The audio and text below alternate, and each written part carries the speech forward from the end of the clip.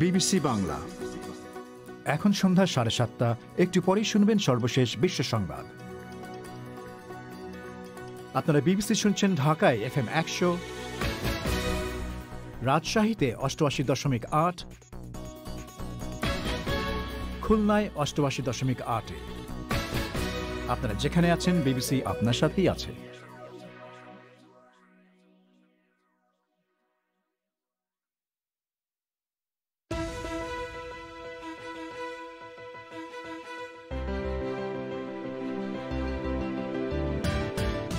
বাংলাদেশের সিলেটে পুলিশের হেফাজতে এক যুবকের মৃত্যুর পর বিক্ষোভ অব্যাহত। কেন এ ধরনের হত্যা বন্ধ করা যাচ্ছে না? সার্বিকভাবে তো পুলিশ কালচারে নাই যে মানুষকে পিকে মেরে ফেলেছেন, নাই যে ইন্ডিভিজুয়াল কোন ব্যক্তির অতি উৎসাহ অসতর্কতা বাড়াবাড়ি এই কারণে হয়ে থাকে, ব্যক্তি বিশেষের কারণে ঘটে এগুলি। ভারতের ভোপালে 12 বছর বয়সী এক কিশোরীকে ধর্ষণের অভিযোগে তার 3 বন্ধু গ্রেফতার। বাংলাদেশে কর্তৃপক্ষের বেঁধে দেওয়া দরের চেয়েও বেশি দামে বাজারে আলু বিক্রি হচ্ছে। আর বাংলাদেশে ধর্ষণের বিচারে সমস্যা কোথায়, শুনবেন বিশেষ প্রতিবেদনে। এসব নিয়েই শুরু হচ্ছে বিবিসি বাংলার প্রবাহ।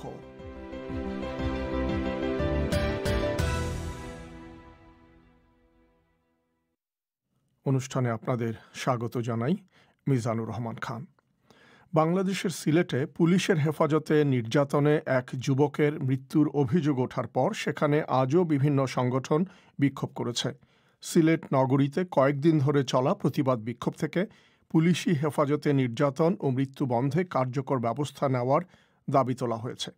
মানবাধিকার কর্মীরা বলছেন, রাজনৈতিক নেতৃত্বের সদিচ্ছার অভাবে পুলিশের নির্যাতনে মানুষের মৃত্যুর ঘটনা থামানো যাচ্ছে না। তবে স্বরাষ্ট্র মন্ত্রণালয়ের কর্মকর্তারা এই অভিযোগ মানতে রাজি নন। ঢাকা থেকে কাদির কল্লোল। সিলেটের কোতোয়ালি থানার বন্দরবাজার পুলিশ ফাঁড়িতে নির্যাতনে রায়হান আহমেদ নামের এক যুবকের মৃত্যু হয় গত 11ই অক্টোবর। এর আগের দিন তাকে ধরে নিয়ে পুলিশের পক্ষ থেকে 10,000 টাকা চাওয়া হয়েছিল বলে তাঁর পরিবার থেকে অভিযোগ আনা হয়েছে। ঘটনাটি ব্যাপক আলোচনা সৃষ্টি করেছে এবং সিলেটে বিভিন্ন রাজনৈতিক, সামাজিক, সাংস্কৃতিক সংগঠন প্রতিবাদ বিক্ষোভ অব্যাহত রেখেছে। এমন প্রেক্ষাপটে গতকাল সেই যুবকের মৃতদেহ কবর থেকে তুলে দ্বিতীয় দফায় ময়নাতদন্ত করা হয়েছে। তার মামাতো ভাই আব্দুর রহমান বলেছেন, তারা পুলিশি হেফাজতে নির্যাতন বন্ধের জন্য তার ভাইয়ের মৃত্যুর ঘটনার সাথে জড়িত পুলিশ সদস্যের গ্রেপ্তার ও দ্রুত বিচার চাইছেন। আমাদের পরিবারের এখন একটাই দাবি, পুলিশি হেফাজতে নিয়ে আমার ভাইকে মারছে, নির্যাতন করে মারছে। ওনার 2 মাসের একটা বাচ্চা আছে। এখন আমরা চাই, আমাদের একটাই দাবি, ওনাদেরকে যত দ্রুত সম্ভব আইনের আওতায় এনে ওনাদেরকে যাতে বিচার করা হয়। মানবাধিকার সংগঠনগুলো বলছে, পুলিশের হেফাজতে নির্যাতনের অভিযোগ দেশের প্রত্যন্ত গ্রাম থেকেও বিভিন্ন সময় তারা পেয়ে থাকে। কোনো মামলা নেই, কিন্তু ধরে নিয়ে পুলিশ অর্থ দাবি করে এবং দাবি না মিটলে নির্যাতনের ঘটনা ঘটে। এ ধরনের অভিযোগই বেশি আসে মানবাধিকার সংগঠনগুলোর কাছে। মানবাধিকার কর্মী এলিনা খান বলেছেন, রাজনৈতিক নেতৃত্বের সদিচ্ছার অভাব থাকায় পুলিশি হেফাজতে নির্যাতন ও মৃত্যু থামানো যাচ্ছে না। একদম গোড়াতে যে গলতটা, সেটা হচ্ছে যে যারা এন্ট্রি পয়েন্টে ঢুকে, এসআই বা আরো নিচে যারা আছে তারা, তো সেই ক্ষেত্রগুলোতে আমরা দেখেছি তাদের ঘুষ দিয়ে ঢুকতে হয় এবং সেই ঘুষের কারণে, পলিটিক্যাল যে আশ্রয় প্রশ্রয়ের কারণে তারা যে ঘুষটা দেয় সেটা তার তোলার জন্য তারা মরিয়া হয়ে ওঠে। আবার ওইটা তুলতে যায় যেটা হয়, যখন টাকার একটা মানে নর্মালি চলে আসছে, টাকা খাটতি করতে হয় না প্রচুর টাকা, তখন তারা সেটাকে আরো ব্যাপকভাবে এটা মিসইউজ করতে থাকে। তো চিন্তা ভাবনা যদি রাজনীতিবিদদের মধ্যে না থাকে, সততা না থাকে, তাহলে আপনি এগুলো ঠেকাইতে পারবেন না। যতই আপনি চিন্তা করি বা উদ্যোগ নিই, রাজনীতিবিদরা কেউ এগিয়ে আসছে না। তিনি আরো বলেছেন, পুলিশের সংস্কারের বিষয়ে বিভিন্ন সময়ে আলোচনা হলেও কোনো লাভ হয়নি। মানবাধিকার কর্মীদের এমন সব বক্তব্য মানতে রাজি নন পুলিশের সাবেক একজন আইজি শহীদুল হক। তিনি বলেছেন, এ ধরনের ঘটনার জন্য গোটা পুলিশ বাহিনীর বিরুদ্ধে অভিযোগ আনা ঠিক নয়। মৃত্যু তো কারো কাম্য নয়।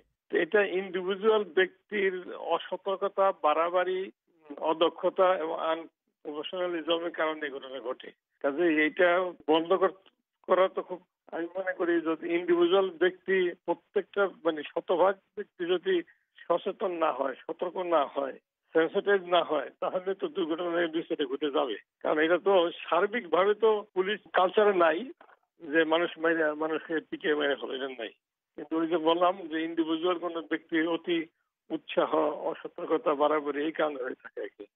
ব্যক্তি বিশেষের কারণে ঘটে এগুলি। সংস্কারের বিভিন্ন কথা বিভিন্ন সময় বলা হয়েছে, সেগুলো কি কোনো কাজ করছে না আসলে?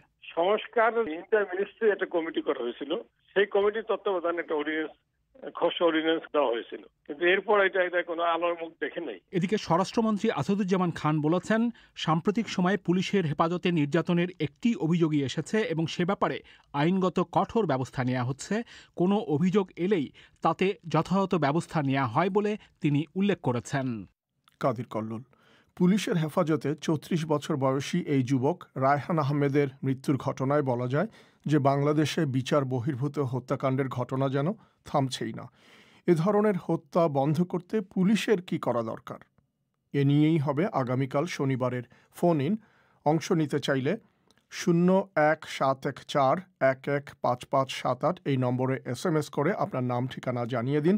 অনুষ্ঠানের আগে আমরাই আপনার সঙ্গে যোগাযোগ করব। ভারতে মধ্যপ্রদেশের রাজধানী ভোপালে ১২ বছর বয়সী এক কিশোরীকে তার স্বল্প পরিচিত ৩ বন্ধু ধর্ষণ করেছে বলে পুলিশ জানিয়েছে। পাবজি নামের একটি মোবাইল গেম খেলার সূত্রে ওই কিশোরীর সঙ্গে অভিযুক্তদের পরিচয়। কিশোরীর মায়ের অভিযোগের ভিত্তিতে ৩ অভিযুক্তকেই গ্রেফতার করা হয়েছে।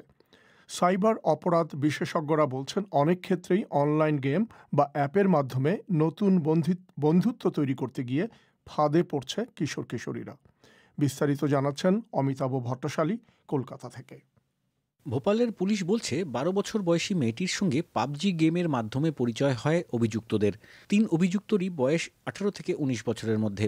নিয়মিত পাবজি খেলতে খেলতেই তাদের মধ্যে বন্ধুত্ব হয়। তারপরেই তারা পাবজি খেলার নাম করে ভোপাল শহরের রম্ভানগর এলাকায় একদিন ডেকে পাঠায় কিশোরীটিকে। সেখানেই তাকে একাধিকবার ধর্ষণ করে অভিযুক্তরা।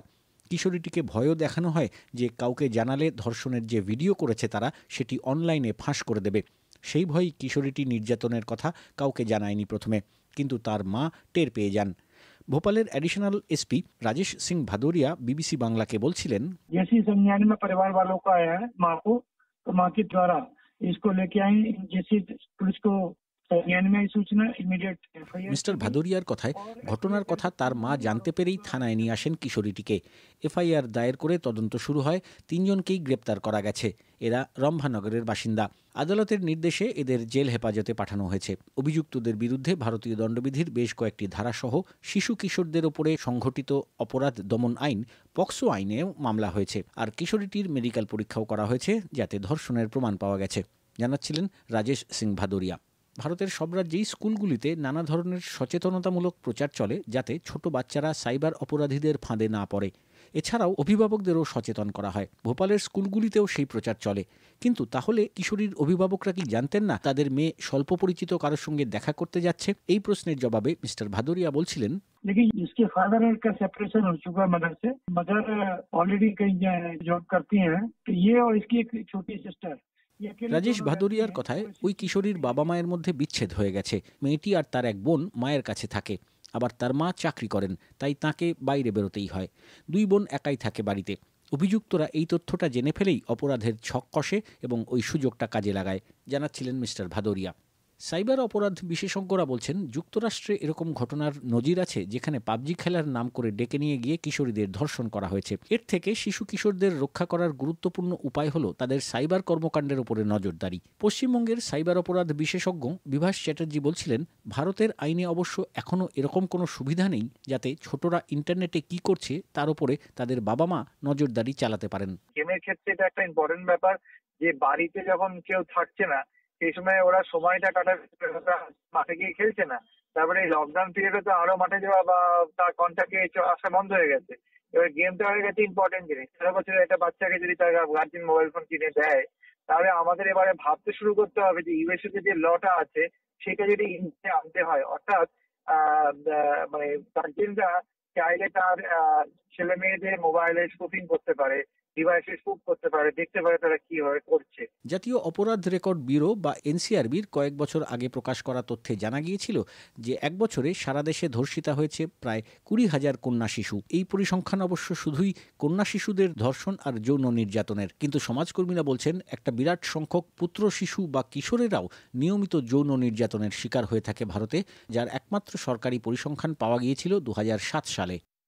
কলকাতা থেকে অমিতাভ ভট্টশালী। গত 1.5 মাস ধরে বাংলাদেশে আলুর দাম হুহু করে বেড়েছে।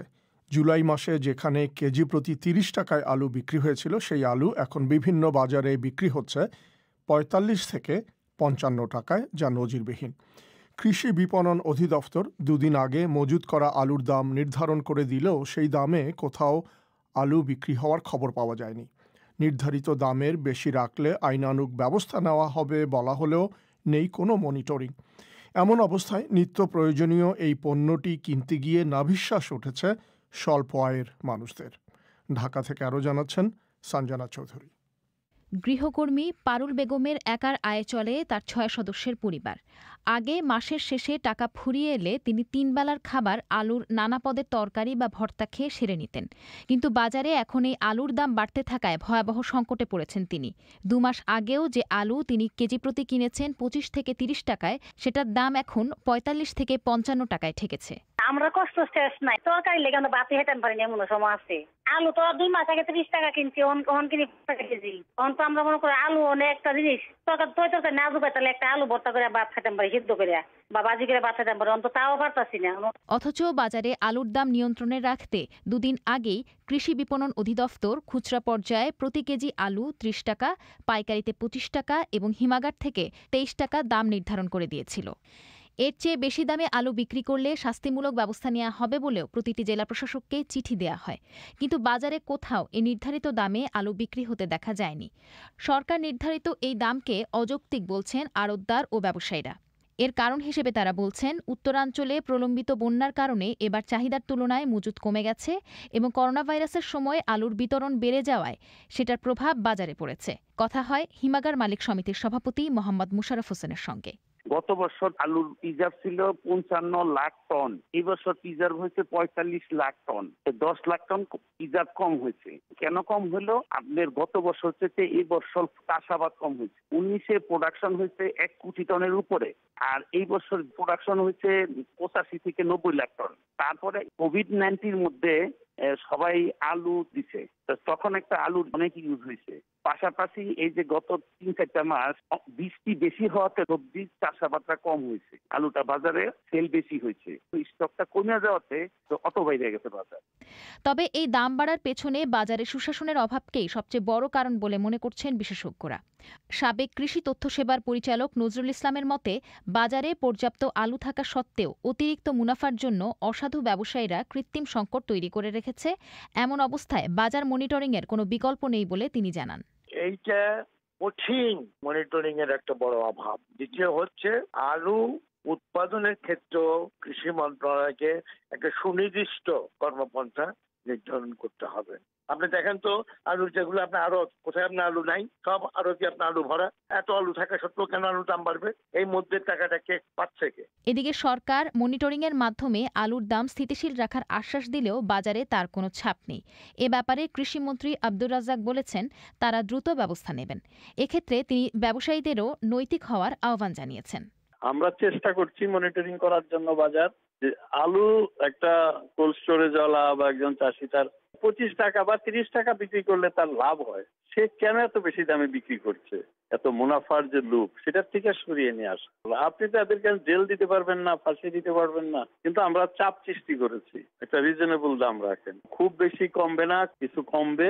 এটা আর মাসখানেক পরে আলু এসে যাবে, এই কষ্টটা করতে হবে। অন্যান্য শাকসবজির পাশাপাশি আলুর দামও বেড়ে গেলে নিম্ন আয়ের মানুষের মধ্যে পুষ্টিগত সমস্যা দেখা দেবে বলে আশঙ্কা করছেন বিশেষজ্ঞরা।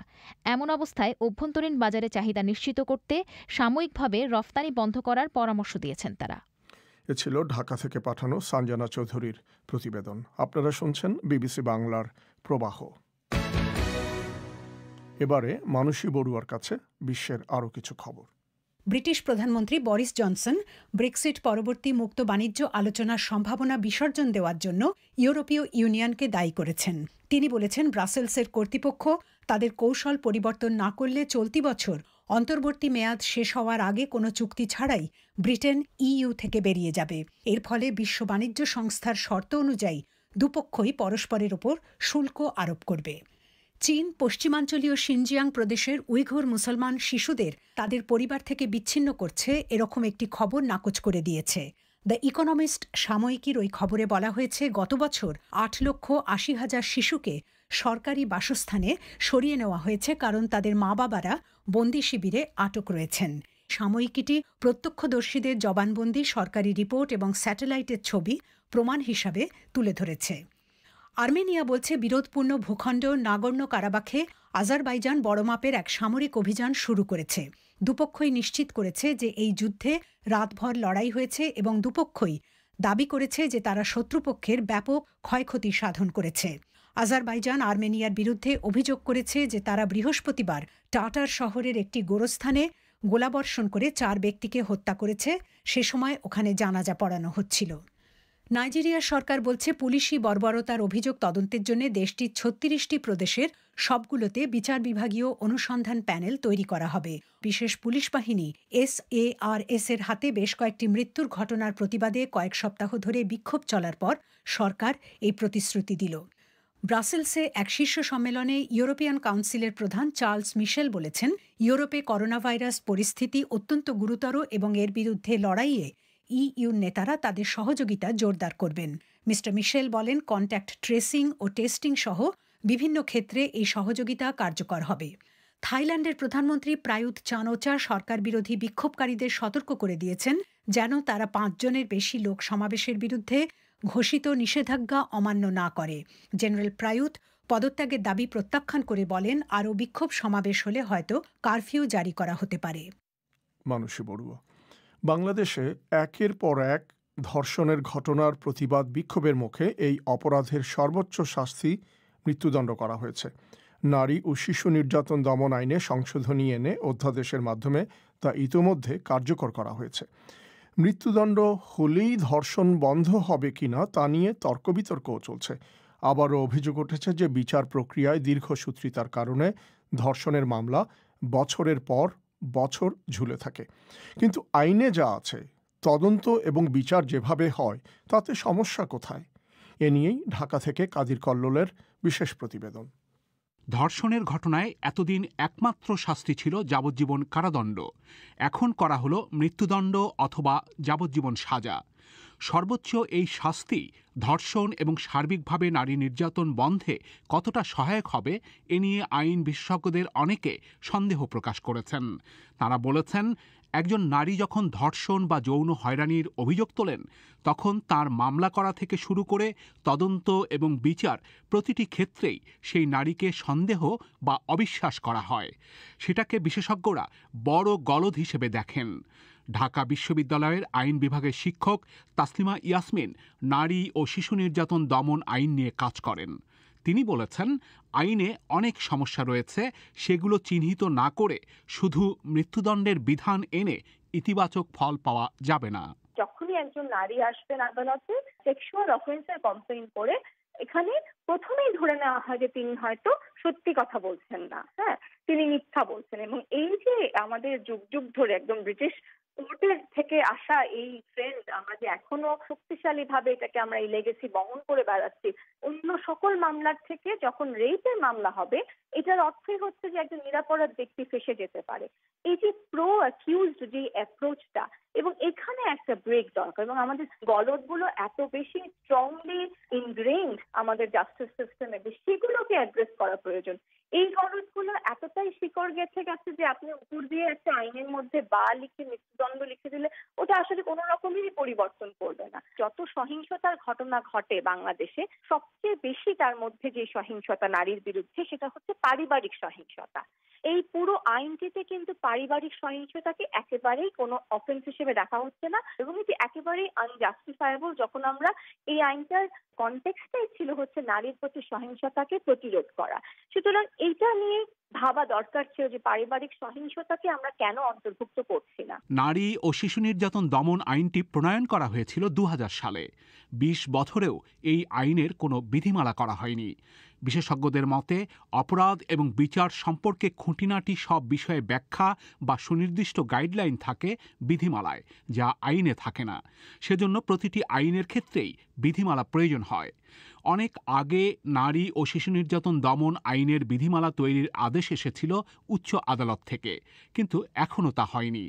আইনজীবীরা বলেছেন, বিধিমালা না থাকায় ধর্ষণ বা নারী নির্যাতনের মামলায় এক এক বিচারক এক একভাবে বিচার করে থাকেন। সেটাকে তাঁরা অন্যতম সমস্যা হিসেবে দেখেন। নারী অধিকার নিয়ে আন্দোলনকারী মহিলা আইনজীবী সমিতির সভাপতি সালমা আলী বলেছেন, আইনে ধর্ষণের সংজ্ঞাও যা আছে সেটাও সীমিত। সে কারণেও ধর্ষণের অনেক ঘটনায় সঠিক বিচার হয় না বলে তিনি মনে করেন।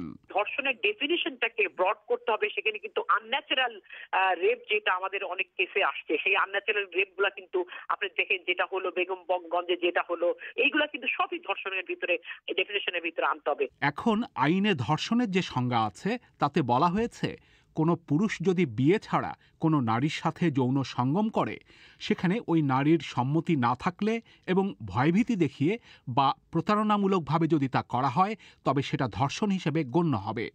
এই সংজ্ঞা আরও বিস্তৃত করার জন্য নারী অধিকার নিয়ে আন্দোলনকারী সংগঠনগুলো সম্মিলিতভাবে সরকারের কাছে প্রস্তাব দিয়েছে 2 বছর আগে। যদিও আইনমন্ত্রী আনিসুল হক বলেছেন, এখনকার সংজ্ঞা বাস্তবসম্মত বলে তারা মনে করেন।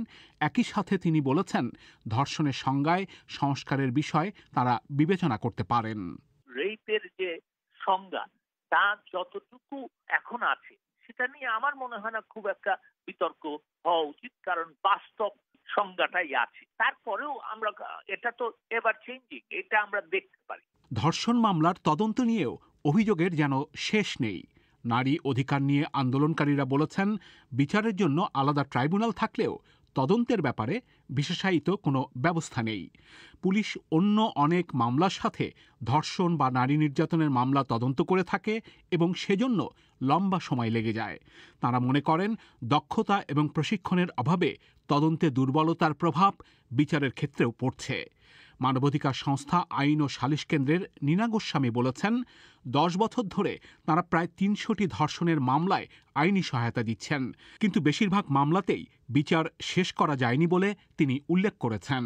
সমস্যাটা হচ্ছে, তদন্ত যিনি করছেন তিনি তদন্তে সময় লাগাচ্ছেন, তিনি অনেকবার সময় নিয়ে তারপরে হয়তোবা চার্জশিট দিচ্ছেন কোর্টে, যেটা চার্জশিট দিলে পরে কোর্টে সাক্ষ্য নেওয়া শুরু হয়, কিন্তু সাক্ষ্য নেবার সময় শুরু হয় সবচেয়ে বেশি বিড়ম্বনা। যিনি ভিকটিম তার সাক্ষ্য একটা ভাইটাল সাক্ষ্য, তিনি দেওয়ার পরেও আরো অনেকজনের, যিনি মেডিকেল করেছেন তার সাক্ষী, সেই ডাক্তারের সাক্ষ্য দিতে হয়, যিনি ম্যাজিস্ট্রেট, যিনি জবানবন্দি গ্রহণ করেছেন তার সাক্ষ্য লাগে। সাক্ষীদেরকে আনার কোনো ব্যবস্থা নাই। দিনের পর দিন যারা সরকারি কর্মকর্তা, যেমন আইও, ডাক্তার, ম্যাজিস্ট্রেট, ইনারাও আসতে কিন্তু অনেক গাফিলতি। এইখানে কোনো অ্যাকাউন্টেবিলিটি বা জবাবদিহিতা নাই, এবং গাফিলতির কারণে শুধু দেরি হয় না, প্রসিকিউশনের গাফিলতির কারণে মামলার সবল দিকগুলোকে তুলে ধরা ঠিকমতো সম্ভব হয় না। যদিও আইনে 6 মাস বা 180 দিনের মধ্যে বিচার শেষ করার কথা বলা আছে, কিন্তু সেটা কাগজে কলমেই রয়ে গেছে বলে মানবাধিকার কর্মীরা মনে করেন। তাদের অভিযোগ হচ্ছে, পুলিশি তদন্তে দিনের পর দিন সময় চলে যায়। কোনো মামলায় বিচার প্রক্রিয়া শুরু হলেও তখন সরকার পক্ষের সাক্ষী হাজির করা নিয়ে চলে টালবাহানা, কিন্তু কোনো ক্ষেত্রেই জবাবদিহিতা নেই। ফলে ধর্ষণের শিকার একজন নারী এবং তার পরিবারকে দীর্ঘসূত্রিতার ভোগান্তিতে পড়তে হয়। সাংবাদিক মিজানুর রহমান খান নারী নির্যাতন মামলার দীর্ঘসূত্রিতার বিষয় নিয়ে কাজ করেছেন।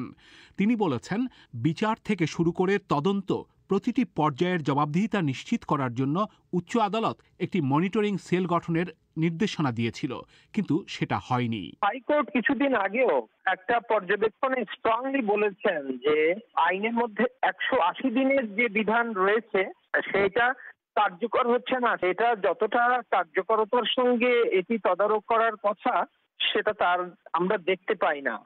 আরেকটা মামলায় হাইকোর্ট বিভাগই বলেছেন যে একটা মনিটরিং সেল হবে, কিন্তু 1 থেকে 2 বছর হয়ে যাওয়ার পরেও এই বিষয়ে একটা শিথিল মনোভাব আমরা লক্ষ্য করে আসছি। এটা একটা বিরাট অন্তরায়। এখন অবশ্য দেশ জুড়ে ধর্ষণ বিরোধী আন্দোলনের প্রেক্ষাপটে সরকারের পক্ষ থেকে বলা হচ্ছে, আইনের বিধিমালা তৈরি এবং বিচার প্রক্রিয়ায় জবাবদিহিতা নিশ্চিত করার পদক্ষেপ নেওয়া হচ্ছে। আইনমন্ত্রী আনিসুল হক বলেছেন, অল্প সময়ের মধ্যেই ব্যবস্থাগুলো দৃশ্যমান হবে।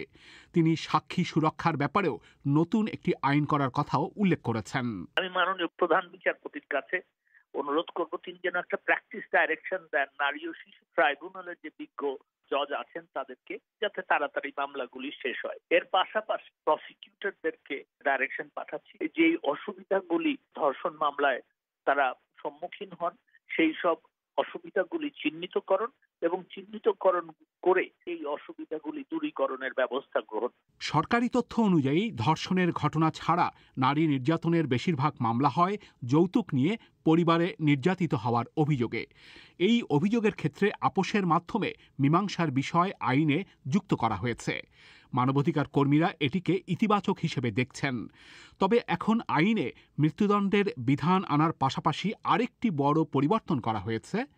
বাধ্যতামূলক করা হয়েছে ধর্ষণের শিকার নারী এবং অভিযুক্তের ডিএনএ পরীক্ষা। এ নিয়ে অনেকেই প্রশ্ন তুলেছেন। তাসলিমা ইয়াসমিন মনে করেন এই ডিএনএ পরীক্ষার বিষয়টি দ্রুত বিচার পাওয়ার ক্ষেত্রে আরেকটি অন্তরায় হয়ে দাঁড়াবে। ডিএনএ টেস্ট করার জন্য বিশেষ পরিপ্রেক্ষিতে একজন জাজ মনে করতে পারেন যে এই বিচারটির ক্ষেত্রে, এই পার্টিকুলার কেসটির ক্ষেত্রে ডিএনএ টেস্টের প্রয়োজন রয়েছে, তখন একজন বিচারক চাইলে ডিএনএ টেস্টের জন্য বলতে পারেন। কিন্তু যদি আমি বলে দিই যে সমস্ত কেসেই ডিএনএ করা হবে, এটা আসলে কতটুকু প্র্যাকটিক্যাল? যেমন হচ্ছে যে এই কেসগুলো যেখানে আসলে ডিএনএ টেস্টের প্রয়োজন নাই, সেখানে ডিফেন্স থেকে স্বাভাবিকভাবেই বলা হবে যে যতক্ষণ না পর্যন্ত ডিএনএ টেস্ট করানো হচ্ছে ততক্ষণ পর্যন্ত এটা মামলাটাকে আরো পিছানো যাবে ইজিলি। হ্যাঁ, আরেকটা যেটা আমার কাছে মনে হচ্ছে যে আদৌ আমাদের ডিএনএ পরীক্ষা কেন্দ্রগুলো আসলে কতটুকু রিসোর্সফুল, যে ঢাকার যে কোনো একটা ট্রাইব্যুনালে অন্তত 3,500 থেকে 4,000 মামলা এখন বর্তমানে পেন্ডিং আছে।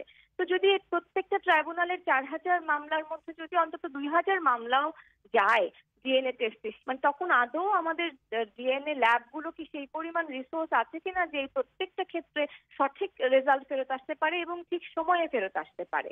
তবে সরকারের বক্তব্য হচ্ছে বাস্তবতা বিবেচনা করে এই পদক্ষেপ নেওয়া হয়েছে।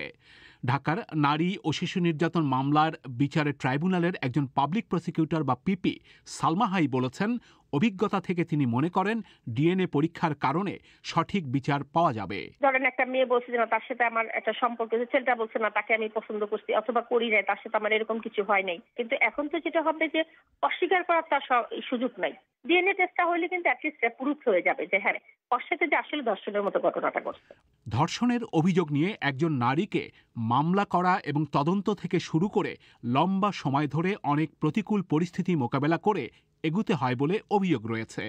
কিন্তু বিচারে গিয়ে সেই নারীকে তার চরিত্র নিয়েও প্রশ্নের মুখোমুখি হতে হয়। এজন্য মানবাধিকার কর্মীরা বহু বছরের পুরনো সাক্ষ্য আইনকেই দায়ী করেছেন।